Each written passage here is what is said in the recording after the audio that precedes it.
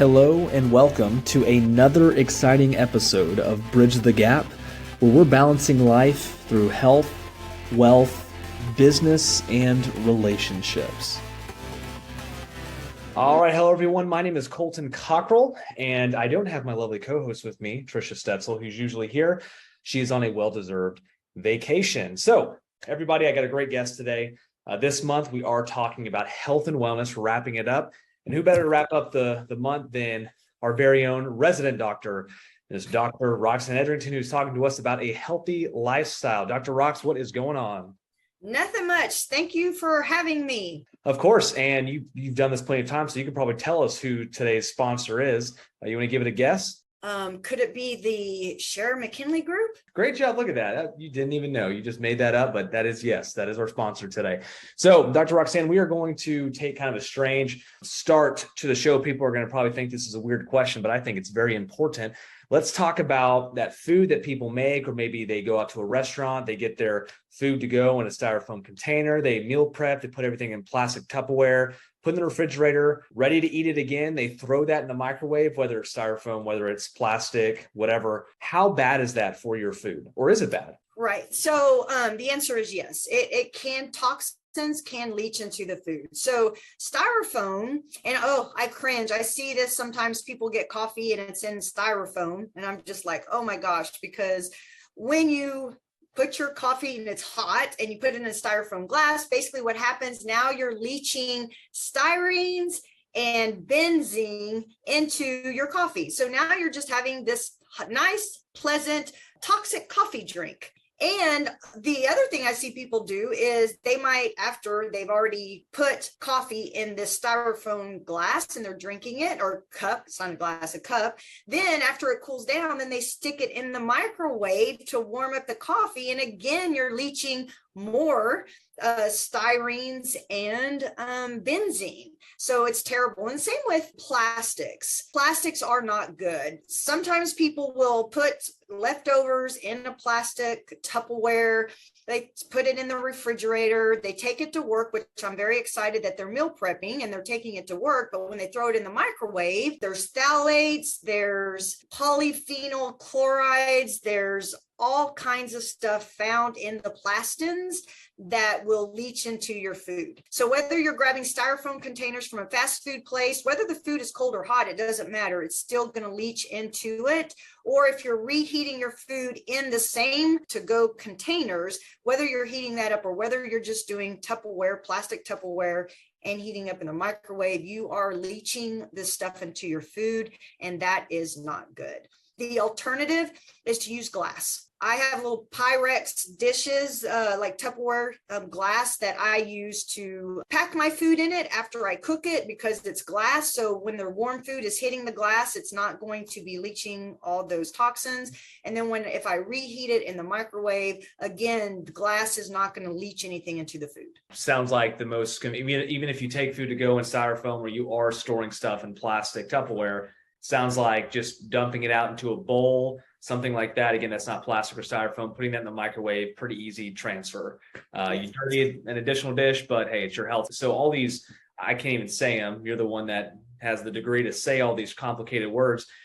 What is the side effects or the negative impact that those things have, the stuff that's leaching into our food? Yeah, so some of the chemicals, actually, they're endocrine disruptors, which mean that, we have estrogen, testosterone, and other hormones in our body. Some of these toxins can actually cause the testosterone that we have to convert to estrogen. So it is disrupting our hormone balance. Women, they're all of a sudden their estrogen levels are increasing and they don't know why. And men, their testosterone hormones are going down and their estrogen numbers are going up. So that's one of the things it can do. Another thing, it just makes you toxic. So, your liver will do the best it can to try to get rid of the toxins out of your system. But as it increases the toxicity, you will have signs and symptoms of feeling poisoned, which means if you look at any article or any magazine that talks about being chronic poisoned, whether it's from chemicals or whether it's even from cyanide, whatever it's from, these are the symptoms you'll get: headache, exhaustion,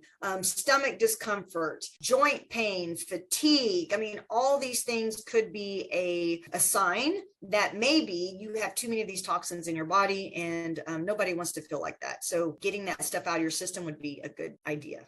So let's talk about this. This is actually a very interesting question. This might be kind of strange for our male listeners, but let's talk about birth control. Now, birth control, it's prescribed like candy. What are the benefits of it, and what are the negative impacts that it can cause? But what is it actually doing to your body? So the benefits of birth control is you don't get pregnant. Yeah, you're right, maybe. But there's other ways that you can work on that. The negative is, I mean, think about it. And this is the easiest way for listeners to understand. Basically, what birth control pills do is they whack out your hormones so bad that you couldn't get pregnant even if you wanted to. Usually they're synthetic hormones. So what they do is they bind to the receptors. How hormones work, you have a cell, it's like a little lily pad that's on a cell, and a hormone will come and bind to the little lily pad and create an action. Well, the normal human estrogen or testosterone, they'll bind, they'll do their what they're supposed to do, and they release and they're done. But the synthetic types of hormones will bind to the receptor and stay there like 10 times longer. So it's not like you're just getting a little hit of the estrogen, which is good. It is sitting there and it's constantly making these hits. So you're going to have a very, very profound response from that cell with the estrogen, which is going to cause all kinds of negative symptoms down the road. So although birth control can be helpful to, for people that don't want to have children, whether it's a financial reason or whatever, but on the other side of it, it whacks out your body so bad and it creates so many imbalances. It can down the road continue, even when people are ready to have kids. I see a lot of people continue to have problems getting pregnant because it's just whacked out their hormones so much, and it's so toxic. And some people, when they're on birth control pills for a while, they can also have thyroid problems and everything else, because all that estrogen can cause your thyroid to be less effective, which means now you're going to start showing signs of low thyroid, and then now you're going to need to get on thyroid medication. Because now, and you're going to have weight gain and all those other things. Some people prescribe it too, just for acne. And I just think that I know that it's been around for a super long time and everyone feels like it's safe. Usually what I say, why do you have acne? It's definitely not because you need more synthetic estrogen or need more synthetic testosterone. That has nothing really to do with it. You're getting acne because obviously something's going on with your hormones. They're not getting cleared out of your system fast enough, or you're eating food allergies, or there's other reasons why people are getting acne. And again, it's definitely not because they need more estrogen or testosterone. So by giving birth control to clear it up, which it can, we got to figure out why you're getting acne, and we need to deal with that. Generally, people, when they hit puberty, they get a lot of acne just because they have so much hormones flooding through their system. Their liver and stuff can't detox it enough. So when you sweat, it's coming out of your skin, and now you're getting all these things. So instead of giving a drug, why don't we find a way to gently detox the body so we can get those hormones out, the excessive hormones out, in a normal way, instead of giving a pill that just makes sure your skin stays dry.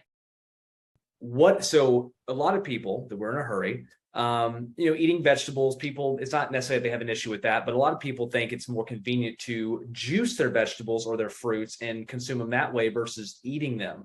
What's the pros and cons of juicing versus just actually eating and chewing your vegetables? Right. So I think juicing vegetables is great for maybe people who cannot eat vegetables.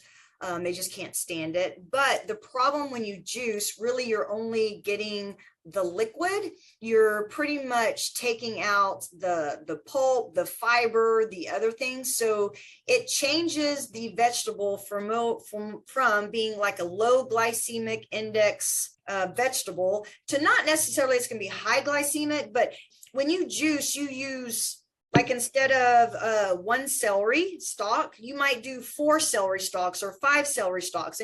And so now you're eating, to get a little bit of juice, you have to throw in so many vegetables, which now, vegetables do have some carbohydrates. So now you've added a lot of carbohydrates to that drink, and most juicers take out the fiber and the pulp. So when you eat vegetables, the purpose of vegetables, one of the reasons you get a lot of antioxidants, which you're going to get in the juice, but you also want the fiber because that's what slows down that food when you digest. So you take the fiber out, now it's just straight antioxidant liquid, which can cause people, some susceptible people, they can be sensitive to it because it can make their blood sugar get out of whack, which is now going to make them more hungry. It's going to give them headaches. They're not going to feel good. They're not going to have good energy. There are a lot of people, though, that can juice and feel fantastic. And they feel fantastic. Some people do because I think they're getting that sugar dump. So it does feel good for about 30 minutes. But later on, they can find out that they're having lows and highs during the day. So I always feel like eating vegetables in their normal form is probably better because you're getting all the fiber. You're getting everything to allow it to get in your system at a slower rate. The potency, it sounds like, of the vegetables and fruits it's stronger whenever you're eating it versus when you're juicing. And it sounds like you're actually spending more money juicing versus just eating it in the raw or I guess cooked form. Yeah. So, but when you juice, the one benefit from it for some people that just they're like, let's say people that are trying to recover from cancer, people that are really, really sick, juicing is really good with all like kale and all these vegetables, because now they're able, because they're having a hard time eating. Now they're able to get in lots of nutrients, high packed form of nutrients in their body. So there's pros and cons, and depending on what your purpose or what your reasoning behind juicing, if you're just doing it because that you're just going to juice all day, that's probably going to work against you. But if you truly have some kind of sickness that you're trying to deal with, sometimes juicing is perfect for them, but it's going to be more like kale. You're not going to do a lot of fruits in there because fruits are sugar. So imagine to make apple juice, real apple juice, you have to throw in like 5 apples. So now it's like eating 5 apples so that's a lot of sugar. Right. Yeah. So doing the vegetable juicing, is fine, but you also want to make sure you get protein. And I want to say I'm not against juicing for people that are sick, have digestive issues, and they're just trying to get some form of nutrition in them. But for the average person, you could juice one time a day, but don't do it all day long, because now you're not eating food. And I would say the way God made it, the form that's best for your body. If I juice, that's why I don't juice. I've tried to juice before, just vegetables, and I can tell by the way it makes me feel. And to me, it feels almost the same as me having a piece of bread. I can tell my blood sugar's whacked. Yeah. And within 30 minutes, I feel tired, and it just doesn't do for me what it, So I know, because I am sensitive to my blood sugar, I know that it definitely affects me adversely. I think all of our listeners were like, "Oh, this woman doesn't eat bread." Well, I'm out. I'm out of the conversation. And everything in moderation. You know what? There's no such thing about being perfect. It's that 80-20 rule. Monday through Friday, I try to do pretty good. And on the weekends, that's when I will eat stuff that I normally, whether it's dessert, whether it's cookies, whether it's whatever, I will eat off my diet if I want to on the weekends. And that's the 80-20 rule. All right. So this is from one of our more sophisticated listeners.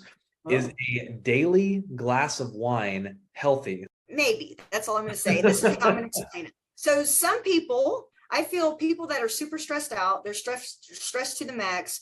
If they come home and have like 6 ounces of wine, red wine, if that takes the edge off of their stress, that might be a good thing, just because they're not making all that cortisol. They're taking the edge off. They're kind of relaxing. That could be on a stress. Someone's super, super stressed off. Now, if you're just come home and you're just like, oh, today was a busy day, and you have wine, that's not going to work. But there's some people that are super stressed out majorly. And by having just 6 ounces, not a whole bottle, not 12 ounces, 6 ounces of wine is enough to take the edge off of their stress, which lowers their cortisol, and they feel more calm. I think that could be healthy. However, in 6 ounces of wine, there is 10 sugar packets. In 12 ounces of wine, there is equivalent to 20 sugar packets. If you come home every day and have a big glass of wine, say 12 ounces of wine, you are doing 20 sugar packets a day. And if you do that 7 days a week, now we're looking at 140 sugar packets. So it's, yes, there's resveratrol in it, but my gosh, if I'm having 140, sugar packets, that resveratrol is not going to help that fat dump. I mean, that dump of glucose that's going to put all the this belly fat on me. Unfortunately, for people that have a little bit more, if they know they have some blood sugar issues, they have grandparents that were diabetic or someone in their family, even great grandparents that were diabetic, you probably will not get away with doing that one glass of wine because you are already predisposed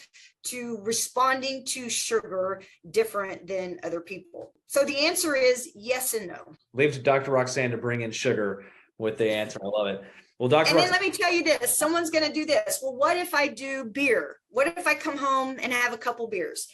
3 beers has equivalent of 20 sugar packets. So if you do 1 beer, now you're looking at maybe 7 sugar packets. Some people say, well, I like to come home and do a little makers, maybe a little bourbon, a little bit of water, that's it. 3 shots is equivalent to 20 sugar packets. So even if you do 1 or 2 shots in that glass, now you're looking at about 14 sugar packets. So it just adds up. So all alcohol, even if it says no sugar added, there is sugar alcohol in every bit of alcoholic beverages, which means that's sugar. Man, everyone's gonna start drinking now. They're gonna look at their glass and they're gonna take a better look at it. Like, man, all in moderation. But people do come in and they say, you know what is it? They'll do a bottle of wine, like a couple days a week. Just once they open it, they just finish it. Well, gosh, that is probably, I don't even know, more than 60 sugar packets. Well, I definitely walked away here thinking I probably need to scale back when I have a bourbon. So. Dr. Roxanne, thank you so much for being on the show today, everybody. She does have a book out about sugar and gut health called Don't Feed the Sugar Monster. Make sure you check that out for your children. And Dr. Roxanne, again, thank you for being here. This concludes this week's podcast. Tune in next week where we are going to be in a different month. You know what that means, different topics. So everyone enjoy your week, and I will talk to you then. Thanks again for tuning into this week's podcast. Don't forget to subscribe and share this podcast with the most important people in your life. Colton Cocker with Sherman McKinley Group LLC is located at 820 South Friendswood Drive, Suite 207, Friendswood, Texas 77546, phone number 281-992-5698. Securities and investment advisory services offered through Next Financial Group, Inc., member FINRA SIPC. Sherman McKinley Group is not an affiliate of Next Financial Group, Inc.